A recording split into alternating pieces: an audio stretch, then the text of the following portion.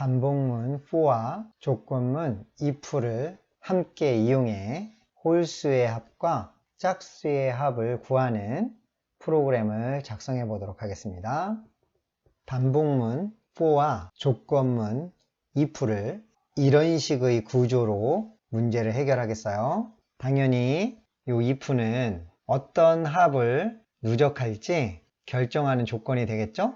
홀수의 합과 짝수의 합을 구한다고 했기 때문에 이 조건이 홀수인지 짝수인지 구분할 수 있는 조건을 넣을 거예요. 이런 구조로 실제로 코딩을 해보겠습니다.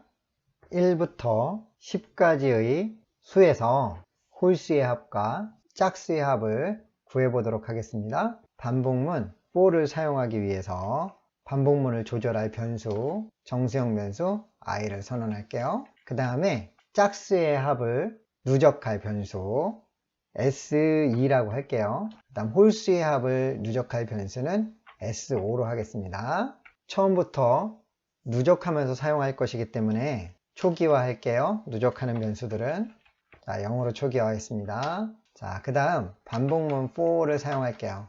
1부터 10까지의 수 중에 구하는 것이기 때문에 시작은 1로 주겠습니다.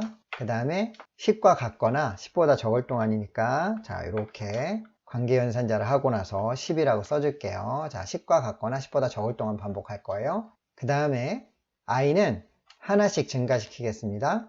if문을 이용해서 홀수인지 짝수인지 구별할 것이기 때문에 그래요. 자, 엔터 대괄호. 자, 이제 if를 사용해서 i의 값을 홀수인지 짝수인지 구분할 거예요. 자, if. 자, i를 어떻게 하면 홀수인지 짝수인지 알 수 있을까요?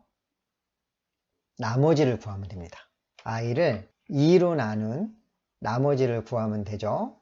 이 나머지가 0과 같으면 당연히 짝수예요. i의 값을 나누기 2를 하고 그 나머지를 구해서 홀수와 짝수를 어떻게 구별하는지 설명해 볼게요. 만약 i가 1이라면 1을 2로 나눠 볼게요. 나머지는 어떻게 되나요? 몫은 0이고 나머지는 1이 되겠죠. 1이기 때문에 두 개로 나눌 수가 없어요. 그래서 몫은 0, 나머지는 1이에요. 만약 i가 2라면 2 나누기 2 하면 자, 몫은 1, 나머지는 0이죠. 자, 이제 i가 3이에요. 자, 그러면 3 나누기 2를 하면 몫은 1이고 나머지는 1입니다. 다시 이번에는 i가 4가 됐을 때 4 나누기 2를 하면 몫은 2고 나머지는 0이 되죠. 자, 그러면 나머지 값을 한번 볼게요. i가 1일 때 나머지는 1이에요. 나머지가 1이죠. i가 2일 때 나머지는 0. i가 3일 때 나머지는 1. i가 4일 때 나머지는 0. 자, 그럼 이제 예상해 볼 수 있죠. i가 5라면 나머지는 1이겠죠. i가 6이라면 나머지는 0이겠죠. 자, 2로 나눴을 때 2와 4와 6은 정확히 나누어 떨어지기 때문에 나머지가 0이 나오고 요 세 친구들은 짝수인 것이죠. 짝수. 여기 1과 3과 5는 2로 나누었을 때 나머지가 1, 2로 나누었을 때 나머지가 1. 얘도 2로 나눈다면 나머지는 1이 나올 거예요. 그래서 나머지가 1이 나온다면 이 세 개는 홀수가 되는 거죠. 그래서 반복문을 조절하는 변수 i를 2로 나눈 나머지를 구하면 이 숫자가 짝수인지 홀수인지 구분할 수 있습니다. 이 앞에 0과 같다라는 표현을 썼어요. 여기에서 나오는 나머지의 값이 0과 같다는 것은 여길 보니까 짝수라는 거죠. 자, 이거는 짝수를 찾아내는 조건문입니다. 여기서 잠깐 연산자의 실행 순서가 있습니다. 자, 이것은 관계연산자죠. 관계연산자. 자, 얘는 뭐였죠? 자, 얘는 사칙연산을 하는 연산자. 자, 사칙연산은 더하기, 빼기, 곱하기, 나누기, 그 다음에 나머지. 자, 이게 사칙연산이죠? 자, 사칙연산을 하는 연산자와 여기 나온 관계연산자는 먼저 실행되는 순서가 있어요. 누가 먼저 실행되느냐? 사칙연산이 먼저 실행됩니다. 자, 얘가 먼저 1번으로 실행돼요. 그 다음에 관계연산자가 실행됩니다. 관계 연산자가 2번이에요. 지금 일단은 삭칠 연산을 하는 연산자와 관계 연산자만 비교를 할게요. 자, 이렇게 한 문장에 이렇게 써 있어요.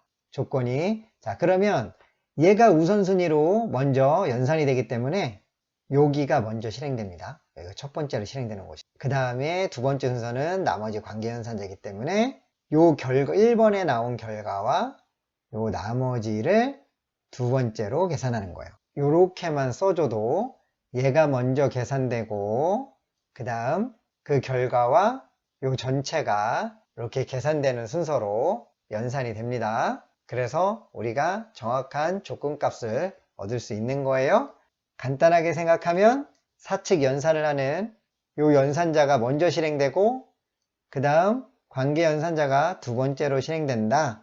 자, 요것을 알고 있으면 됩니다. 만약 나는 무엇이 먼저 연산되는지 순서를 모르겠다 이렇게 생각되면 가로를 이용하면 됩니다. 이쪽이 먼저 계산되어야 하기 때문에 여기다 이게 가로를 치면 돼요. 그러면 수학이랑 똑같이 여기가 첫 번째로 연산이 되고 그 다음 두 번째로 이렇게 연산이 되게 됩니다. 코드로 작성한다면 이렇게 되겠죠. 여기다가 가로 이렇게 해주면 여기를 먼저 연산하고 그 다음 그 결과와 여기를 연산하게 됩니다. 간단하죠? 계속 코딩을 해볼게요. 자, 이 조건이 맞는다는 것은 짝수이기 때문에 짝수의 합을 구한다고 했죠?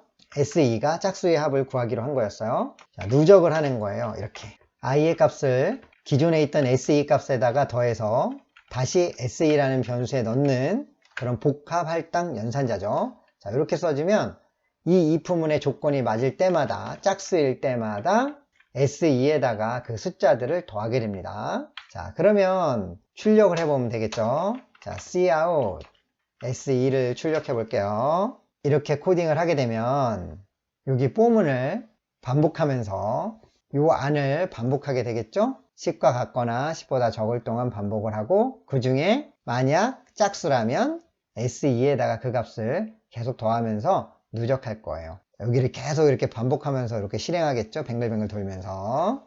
그럼 결과를 한번 확인해 볼게요. 1부터 10 사이의 짝수의 합은 30이었던 것 같아요. 30. 자, F9. 짠, 여기 보이나요? 30이 나왔습니다. 짝수들 2, 4, 6, 8, 10을 전부 더한 거예요. 자, 이번에는 홀수의 합을 한번 구해 볼게요. 자, 홀수는 여기서 반복문을 조절하는 변수 i 1부터 10까지 하나씩 바뀌죠. 자, 요 i 값을 2로 나눴을 때 홀수라면 1이 나오겠죠. 1을 2로 나누면 나머지는 1. 3을 2로 나누면 나머지는 1. 그래서 i의 값을 2로 나눈 나머지가 1과 같다면 홀수가 되는 거예요. 자, 그래서 홀수의 합은 S5로 하기로 했으니까 자, 이렇게 바꾸면 되겠죠. 그럼 S5에 홀수인 i의 값들을 더하고 자, 그렇게 돼서 이 반복문을 전부 10번 실행하고 나면 1, 3, 5, 7, 9 홀수의 합이 S5에 저장될 거예요. 자, 여기서 출력하면 됩니다. S5로 바꿀게요. 자, 그럼 실행해 볼게요. 합은 25였죠. F9. 짠, 25가 나왔습니다. 컴퓨터 계산 잘하죠? 자, 이번에는 마지막으로 반복문 for 안에서 if문을 이용해 홀수의 합과 짝수의 합을 동시에 구할 거예요. 자, 그러면 일단 여기는 그대로 두고 하겠습니다. 반복문을 조절할 변수 i 있죠.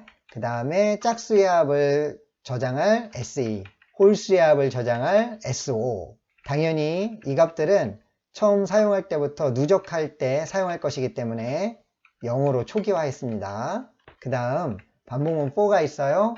자, i는 1부터 시작해서 i가 10과 같거나 10보다 적을 동안 반복하면 되겠죠? 그 다음에 증간값은 더하기 1을 하는 것으로 해서 하나씩 올라가면서 여기 if문을 이용해 구별하는 것입니다. 자, 요 조건은 현재 홀수일 때 true가 되는 거예요. 홀수일 때 여기가 실행될 거예요. 자, 그럼 짝수일 때는 어떻게 하느냐? 자, 숫자는 홀수 아니면 짝수로 구성되어 있습니다. 예를 들어 1, 2, 3, 4, 5, 6, 7, 8, 9, 10. 자, 이렇게 볼게요. 자, 한 번은 홀수, 한 번은 짝수, 한 번은 홀수, 한 번은 짝수, 한 번은 홀수, 한 번은 짝수. 이렇게 되죠. 자, 그래서 만약 이 조건이 true라면 당연히 홀수죠, 홀수. 자, 이쪽이 누적이 될 거예요. 자, 만약 이 조건이 true가 아니고 이 조건이 false라면 거짓 이거라면 나머지가 0이 나올 거예요. 자, 나머지가 0이 나오는 친구들은 여기 있죠. 자, 짝수들이에요. 자, 여기까지 설명했으면 어떻게 문제를 해결해야 될지 알겠죠? 이 조건에 true일 때는 홀수기 때문에 홀수의 합을 구하면 되고 이 조건이 틀렸다면 짝수기 때문에 여기다가 뭔가를 써서 처리를 하면 되겠죠. 기억나나요? 그것은 바로 else. 자, else죠? 자, 그 밖에 이런 뜻이라고 했어요.